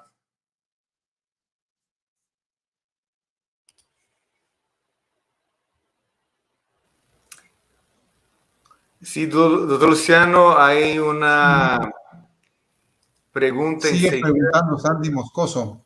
Sí, hermana Sandy Moscoso, muy bien su pregunta. La otra pregunta que hace ella, José, también se dice que parte del agua formó parte de los polos. ¿En cuánto tiempo y cómo se formaron los polos? ¿Tienes alguna investigación sobre eso, José? Sí. Mira, aquí es muy importante, ya no lo mencioné ahí en la presentación por lo del tiempo, pero cuando el agua fue subiendo desde los abismos, desde baja y que subió, como vimos allí cuando les presenté la imagen del pozo, el agua subió a tal altura, ¿sí? Que llegó a lo que nosotros conocemos como la litosfera allá arriba, en donde las temperaturas son muy, muy bajas, ¿sí? El agua entonces sufrió congelamiento, ¿no? Sufrió congelamiento. Y entonces, de hecho, está ligado todo esto a las glaciaciones, ¿no? A toda la era de hielo que se conoce y que en efecto existió, ¿no? Y que está relacionada precisamente con esto. El agua, realmente cuando empezó a subir, la variación de temperaturas fue increíblemente, pues, muy extrema, es decir, no sé si me voy a entender, ¿no? En el momento en el que sube, se enfría de tal manera y empieza a bajar, formando lo mismo que hace, por así decirlo, con la tierra, con las rocas, sedimentos, pero en esta ocasión pues no son sedimentos, ¿no? Sino que son hielos que son capas de hielo que se van acumulando una tras otra, inclusive enterrando animales vivos, ¿no? De una manera también tan súbita que fue posible encontrarlos, ¿no? Algunos con tejidos blandos todavía, ¿no? Entonces, de esa manera es que todas esas capas de hielo que se generaron ahí en esas glaciaciones, pues existieron, ¿sí? Y se generaron.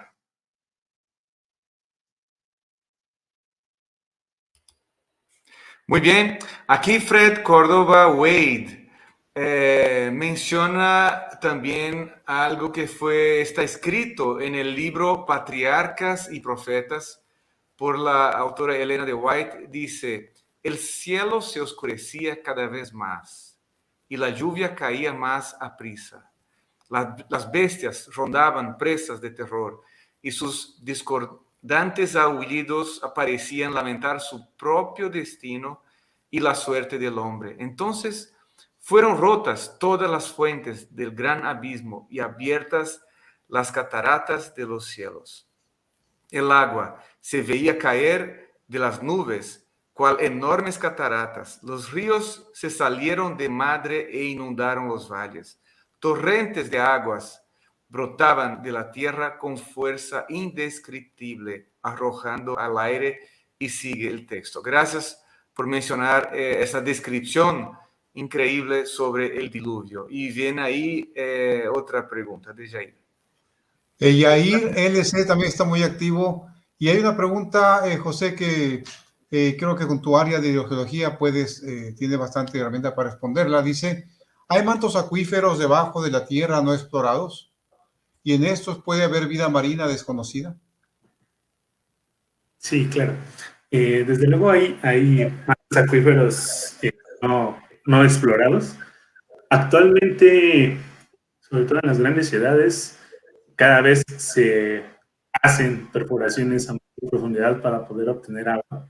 Sin embargo, muchos de estos mantos, y esto va relacionado con la siguiente pregunta, es agua, ¿no? Que de alguna manera, por las interacciones que tiene con los minerales de las formaciones geológicas que las contienen y las presiones y todas las condiciones que están ya a esas profundidades, no permiten que sea un agua, digamos, para consumo humano, ¿sí?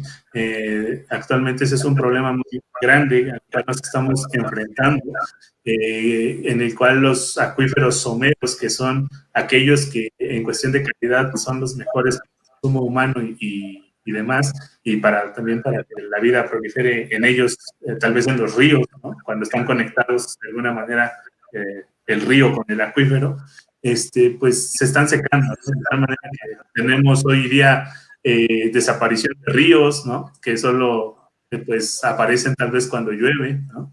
Y entonces esto también nos lleva un poco, y aprovecho para abordar un tema, ¿no? Que es el de la mayordomía, ¿no?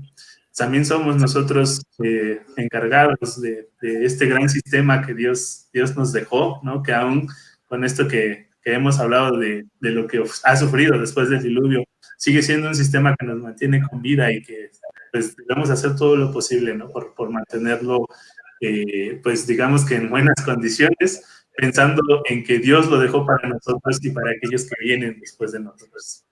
Gracias. Gracias, muy bien. Dani Perla menciona aquí, muy buena explicación, ingeniero. Ha logrado responder muchas dudas que tenías, ¿verdad? Que Dios le bendiga. Elena Chofi menciona aquí, felicitaciones. Sandy Morosco de Ramón, hermosa la ponencia, gracias a Dios por nuestros científicos, ¿verdad? Roxana, me encantó este tema, muchas gracias, Inge. Dios lo bendiga. También Andrómeda Elizondo, felicidades al ponente. Landy de la Cruz, muy buen tema. Nos saluda Francisco Díaz desde República Dominicana. Muy bien, saludos a República Dominicana. También Eliud, saludos desde Tuxtla Gutiérrez. Casi siempre tenemos a alguien de Tuxtla aquí en el programa. Y ahí viene pregunta.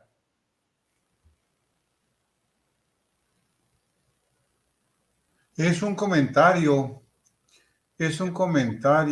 Sí, Eduardo enseguida menciona la pregunta, ¿no? Ok. Vamos a pasar eso, Tennyson. Sí, ya está más o menos respondido, ¿no? Sigue con TG. Ok, de acuerdo. Tere nos desea feliz sábado, saludos de Tabasco, Villahermosa, interesante programa. Dios les bendiga. Y aquí sí, pues es una pregunta. A ver, ¿qué nos dice el Inge? Héctor Soto dice, ¿por qué la península de Yucatán es diferente a los otros estados en México? ¿El diluvio influye? ¿Qué opinas, Héctor, ingeniero? Sí, claro que sí. Miren, hablando en cuestiones de hidrogeología, la península de Yucatán tiene lo que nosotros denominamos un acuífero kárstico, ¿sí? Un acuífero kárstico está formado pues por rocas sí carbonatadas, es decir, rocas que están compuestas de algunos minerales que son más fáciles que se disuelvan en agua que otros. Ajá. Es una roca que tiene ciertas partes, digamos, hechas de un material más frágil, que al entrar en contacto con el agua se disuelve y forma grandes cavernas, que son los cenotes, que conocemos nosotros, por ejemplo, todos ellos interconectados por abajo, ¿no? La gran mayoría de ellos, y entonces ahí tenemos un acuífero kárstico, en el cual el agua no fluye digamos, por los poros de una roca, ¿no? Como en las rocas sedimentarias, que está, digamos, la roca saturada con agua, es decir, está la parte sólida y los hoyitos que tiene llenos de líquido. Allá no, allá son grandes cavernas y es un acuífero kárstico, así se denominan, y yo quiero pensar que sí, el diluvio tuvo que ver, evidentemente, ¿no? Además que el diluvio, digamos que en esa parte, los depósitos geológicos, el material geológico que está en esa zona, pues favorece que ese tipo de cuerpos hidrogeológicos existan, ¿no? Y de tal manera que cuando ustedes perforan en esa parte, pues no es necesario a veces, digamos, no es necesario que se ponga un pozo así de tal manera, sino que ya con perforar y poner la bomba, pues abajo hay una gran caverna llena de agua, ¿no? Lo cual implica también mucho riesgo, porque es más fácil que se contamine también, ¿no?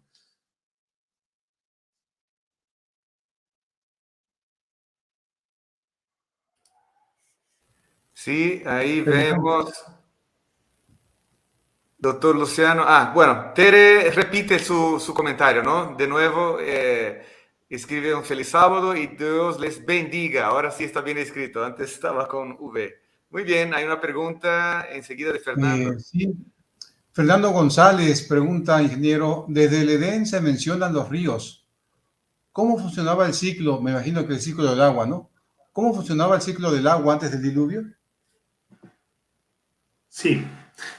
Yo realmente no tengo una evidencia científica para esto, pero yo quiero pensar que la conexión que existía entre los ríos, sobre todo aquellos que se mencionan ahí, los 4 en el Génesis, era una conexión subterránea. Es decir, se dice que todo el agua que existía antes del diluvio, con el relieve que existía antes del diluvio, toda esa agua era capaz de cubrir la tierra 2.7 kilómetros desde la superficie hacia arriba, ¿no? Es decir, todo el globo.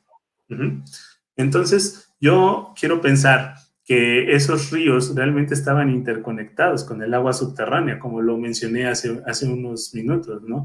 Es decir, yo pienso que Dios en su infinito amor y también dentro del modelo o el diseño inteligente con el cual todo fue creado, puso ante nosotros una forma muy accesible de que el agua estuviera pues disponible, ¿no? Y entonces conectó de alguna manera el agua subterránea con los ríos y asimismo esa bajaba otra vez, ¿no? Otra vez volvía en algún punto a ser subterránea y entonces existía ahí digamos que ese flujo, ¿no? Ese ciclo.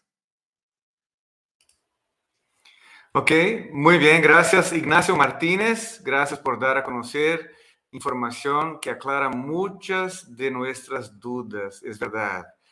Nos saluda aquí Dernax, feliz sábado desde Tecpatán, en Chiapas, gracias.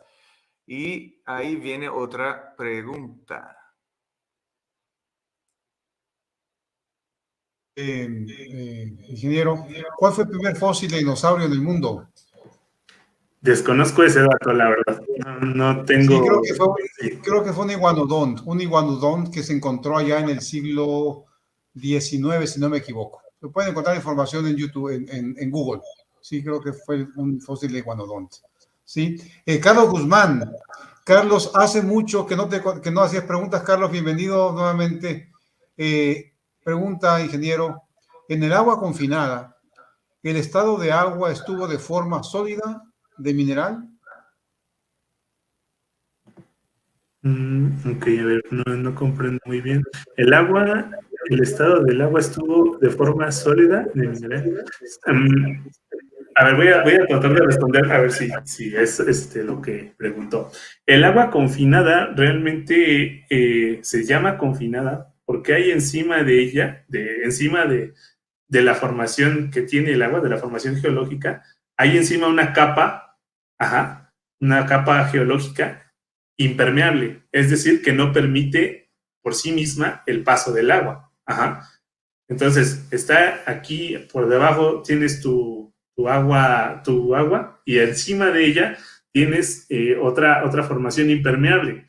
Es decir, que cuando que esta agua no va a salir a menos de que tú rompas esta capa que está arriba, ¿sí? Es decir, si en el momento en el que nosotros perforamos esta capa, fluye y el agua sale, digamos, con toda la presión que tenía, se empieza a liberar y eso hace que el agua salga disparada hacia arriba. Y evidentemente esto de los minerales, pues ya depende mucho de la formación geológica en la cual se encuentre el agua, ¿no? Tenemos dentro de lo que es la hidrogeología lo que llamamos familias de agua, ¿sí? Que puede ser un agua que a lo mejor puede ser carbonatada, puede ser sódica, puede ser cálcica, ¿no? Dependiendo de los minerales que conformen la roca, va a ser, digamos, el contenido de minerales que el agua lleve, ¿sí? Porque la disuelve. Entonces, al momento de disolver la roca, esos minerales pues van en solución con el agua al momento en el que nosotros la extraemos. Entonces, continúa preguntando Marta Elizabeth, ¿los mantos acuíferos subterráneos se encuentran en toda la superficie interna de la Tierra? Así es. Aquí el detalle es la profundidad, ¿no? Como les comentamos. Hay agua pues digamos que alrededor de toda la corteza, ¿no? A profundidad. Sin embargo, es necesario ver la calidad del agua, la profundidad a la cual está, ¿no? Y qué conlleva sacar esa agua, ¿no? Tanto pues, en costos y demás, pero de que hay agua en todo el subsuelo, pues hay agua. Ok, gracias, muy bien. Sí, esa pregunta ya fue respondida, ¿no? Ya Parece que está repetida aquí. Sí. Correcto. Bueno, aquí veo a Abner Córdoba Guizar, expresa su gratitud. Gracias a Abner también por participar de nuestro programa. Aquí una pregunta que tiene que ver con las temporadas de los programas. Sí, estamos en la tercera temporada y Daibi Sánchez, tú puedes ver y cualquier persona puede encontrar los programas en nuestro canal en YouTube, ¿no? De UMTV, el canal de YouTube de UMTV. En algún momento voy a pedir al ingeniero David Cárdenas que publique ahí, y ahí tenemos las temporadas todas. Ahí está, ¿no? Entras en UMTV, ¿ya? Y en esta página, en ese canal de YouTube, tú puedes encontrar aquí las temporadas de nuestros orígenes. Ahí está indicando el ingeniero David Cárdenas. ¿Ok? Están muchos temas, son 50 temas. Sí, adelante. Bueno, iba a comentar que está eso mismo. La persona que vea y que entienda esas 50 conferencias que están, le vamos a dar un premio Nobel, ¿sí? Porque hay mucho conocimiento, mucha investigación encerrada en esas conferencias.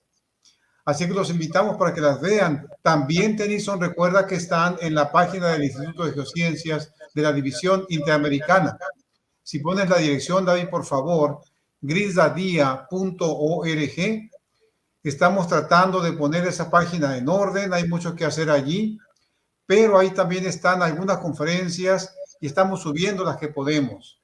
grisadia.org, que es la página web del Instituto de Geociencias de la División Interamericana con sede aquí en la Universidad de Montemorelos. Así que es un buen proyecto. Escuchar cada una de las conferencias con diferentes temas que han suscitado muchas preguntas, muchas interrogantes, muchos comentarios. Así que los invitamos para que accedan a esa información y podamos instruirnos también, puedan instruirse en estas áreas de la ciencia y la religión. Continuamos. Ok, muy bien. Aquí Betsabe Velázquez, la información estuvo bastante clara, con aportes excelentes y muy ilustrativa. Muchas gracias, ingeniero Barrera. Ok, ahí viene preguntas. La pregunta viene de Conquistando Gigantes, San José. ¿Cómo se dio la diferencia entre agua dulce y la salada? Sí. Esa es una pregunta muy, muy interesante. Hay por ahí estudios, yo realmente no he podido encontrar muchos. Es una pregunta que yo me he hecho desde hace ya tiempo. Pero esto yo quiero pensar que tiene que ver con el proceso de evapotranspiración. Es decir, por ejemplo, una parte muy importante es con las plantas, ¿no? Nosotros sabemos que las plantas toman agua del subsuelo mediante sus raíces, ¿no? Y toman de ella los minerales, los nutrientes, lo que necesitan, ¿no? Y hay muchas plantas que requieren una gran cantidad de una diversidad infinita. Yo me considero que no conozco lo suficiente eso, pero sé que así es. Y es un medio por el cual el agua se purifica, por así decirlo, porque sube a través pues del aire, ¿no? Se evapora y sube a la atmósfera, y entonces esa agua pues ya está libre de esos minerales, ya está libre de esas sales, ¿no? Entonces quiero pensar que a lo largo del tiempo geológico, ¿no? Creacionistamente hablando, entonces eso ha aportado en gran manera a que esa separación exista. Ahora, hay otra parte muy importante, que es la densidad, ¿sí? Si nosotros hacemos un estudio de la densidad del agua dulce comparada con la densidad del agua marina, podemos ver que es difícil que se mezcle, ¿sí?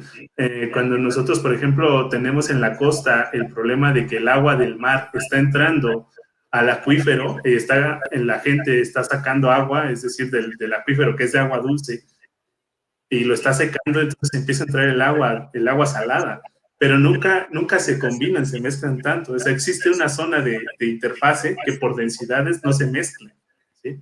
Entonces, de alguna manera yo quiero pensar que también la densidad influyó, ¿no? Entonces, al momento en el que el agua sube, pues ya sube purificada, ¿no? Volvió a bajar, y toda la escorrentía que hay también por los ríos va haciendo que se vaya depositando pues todos estos que se llaman sólidos totales disueltos, ¿no? Del agua, que se van quedando en las mismas rocas a veces, ¿no? Entonces es un gran tema realmente, pero siento que hace falta pues todavía mucha investigación, ¿no? En esa parte, pero yo lo atribuyo pues en gran parte a esto.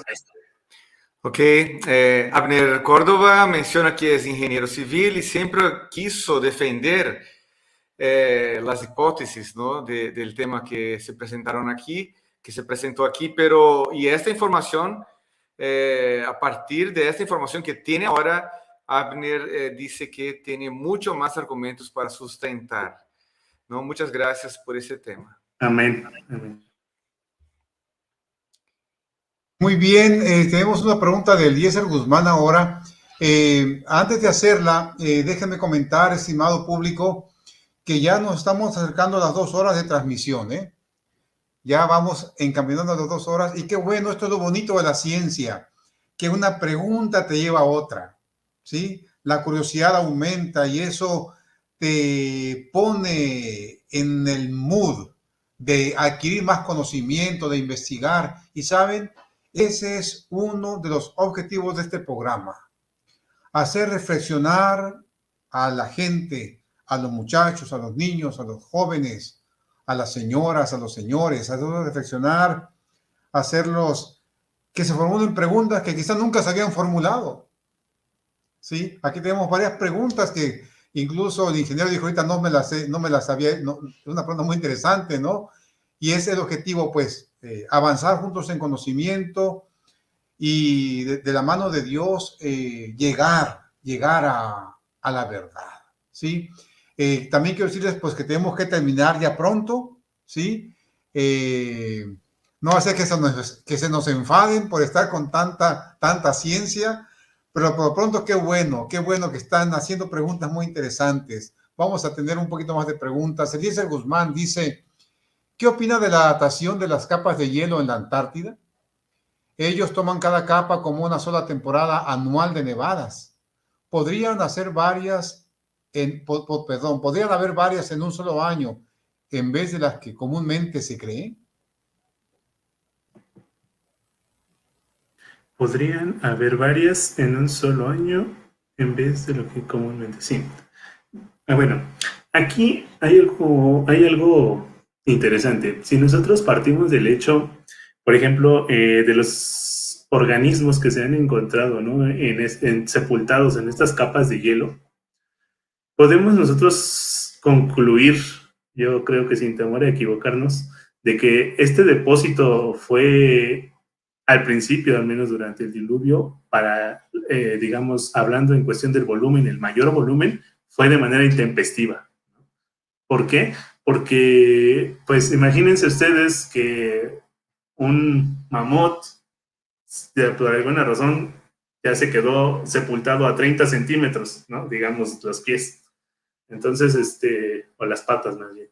Entonces, llega después de cierto tiempo otro evento de depósito, ¿no? Y entonces ahora ya se sepultó hasta, no sé, hasta el cuerpo, a la mitad del cuerpo. A lo que voy es a que no sabemos si realmente ese mamut haya podido prevalecer de la manera en la que se sacó, ¿no? O sea, ese organismo, ¿no? Completo, tan bien conservado, si hubieran sido varios eventos tan separados temporalmente hablando, ¿sí? Entonces, esa es una evidencia que nos dice que realmente pues, fue un evento pues, bastante súbito, ¿no? Bastante rápido, ¿no? Hablando dentro del periodo de tiempo que el diluvio duró. Desde luego ya después pues ha habido nevadas, ¿no? E inclusive hay muchos estudios en los cuales pues se enfocan, ¿no? En ver precisamente el depósito, ¿no? De esas capas de nieve una tras otra, pero no llegan a esos espesores, ¿no? Tan grandes como los que se atribuyen al diluvio. Ingeniero. María de Los Ángeles, bueno, la pregunta creo que ya se contestó, ¿de dónde salió tanta agua? También la pregunta que sigue, ingeniero, pero como es una niña, repítela por favor la respuesta, ¿sí? Dice Besalé Velázquez, pregunta mi hija Betsy, supongo que es una niña, ¿los polos existían antes del diluvio? No, de acuerdo a lo que hemos estado hablando, pues no. Se tiene pues en cuenta que existía un clima en la Tierra, ¿no? Un clima perfecto, que tiene que ver inclusive con lo que hablábamos al principio, ¿no? De la esfericidad de la Tierra, ¿no? Si hablamos de una Tierra totalmente esférica, ¿no? En el cual el radio sea igual, pues yo creo que como nosotros sabemos, las variaciones estacionales y de la temperatura y todo tiene mucho que ver precisamente, ¿no? Con esa deformación de la Tierra. Entonces, yo creo que pues no existía, ¿no? Muy bien. David de la Rosa, también una pregunta que creo que ya la contestaste. Un poco más comentario, por favor, ingeniero. ¿Tiene alguna hipótesis del ciclo del agua antediluviano? Es decir, si antes no era el mismo ciclo, ¿el agua no sufría de evaporación? ¿Cómo se da en los mares? Así es. Yo creo que el ciclo era más directo, ¿no? Es decir, no había tantas intervenciones de por medio como las hay ahora, por ejemplo, a través de las montañas, ¿no? Es decir, había directamente una infiltración que se iba directamente hacia las partes subterráneas y de ahí emanaba o escurría por los ríos de manera superficial y obviamente los mares, ¿no? Y entonces, posteriormente, pues, esa evaporación que yo considero que sí existía, ¿no? Por la manera en la que las plantas, digamos que, pues transpiran, ¿no? El agua. Yo creo que sí existía, pero en menor cantidad, ¿sí? No creo que haya sido como ahora. Eso es lo que yo creo. Ok, gracias. Sí, aquí hay algunos comentarios más. Gracias. Mira, tenemos que ya ir terminando el programa, pero vamos a dar oportunidad para algunos comentarios más y unas, quién sabe, 2 preguntas por ahí, ¿no? Margarito Martínez, gracias Margarito por estar con nosotros, nos saluda. Dios les bendiga por el programa desde Cornelius, Oregon, Estados Unidos. Gracias Margarito por estar con nosotros. Ahí viene una pregunta u otra. Hay una pregunta por acá, es que ya son varias, ahora vamos a escogerlas por asunto del tiempo. Se me hace interesante otra pregunta que hizo Abner Córdoba, ingeniero, porque tiene que ver con la condición que estamos enfrentando actualmente. A Buenas Noticias hace referencia que estamos llegando al día 0. donde nos dicen que nos quedaremos sin agua. ¿No se puede utilizar el agua subterránea para los usos consultivos del hombre? Claro, sí, gracias por esa pregunta. Creo que es muy interesante. El agua subterránea en sí se usa, ¿no? Ya se usa. Como les comentaba, las fuentes de agua superficial, que son a las que se recurría inicialmente, los ríos, los lagos, los manantiales, han ido desapareciendo por dos razones. La contaminación es una de ellas, ¿no? Se contamina un cuerpo de agua superficial y ya no es posible hacer uso de él para fines humanos. Y también por la sobreexplotación, ¿no? Llega, por ejemplo, una industria, no sé, y se coloca a extraer esa agua y la devuelven al río ya contaminada, si es que la devuelven, ¿no? O no la devuelven y entonces se altera el sitio, ¿no? Voy a hacer referencia al caso, por ejemplo, de Monterrey, ¿no? Que hace poco se comentó que estaba llegando al día cero, de hecho llegó al día cero, ¿no? En el cual se quedaron sin agua para esas... Ellos tienen una gran dependencia del agua que tienen las presas. Si no llueve y no se acumula agua el año anterior, ellos no tienen agua y entonces hacen uso del agua subterránea.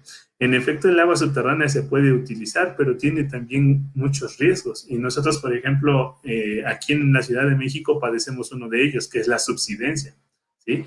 Y que la subsidencia es que el terreno se hunde, se compacta y todo lo que está arriba se va para abajo. ¿Por qué pasa esto? Porque si nosotros pensamos en lo que les comenté al principio, que el acuífero es una roca, piensen en una roca llena de agua, ¿no? En la que los orificios que hay entre ellas están llenos de agua y nosotros sacamos esa agua, ahora esos orificios están llenos de aire, ¿sí? El aire, pues, es un material más compresible que el agua es incompresible, es decir, no se puede aplastar, ¿no? Pero el aire sí es más compresible, hay una fuga, y entonces esos orificios se aplastan, ¿no? Porque ya no hay agua en ellos, y entonces si nosotros vamos cada vez más abajo, más abajo, más abajo, vamos generando mayor subsidencia y vamos generando mayor hundimiento.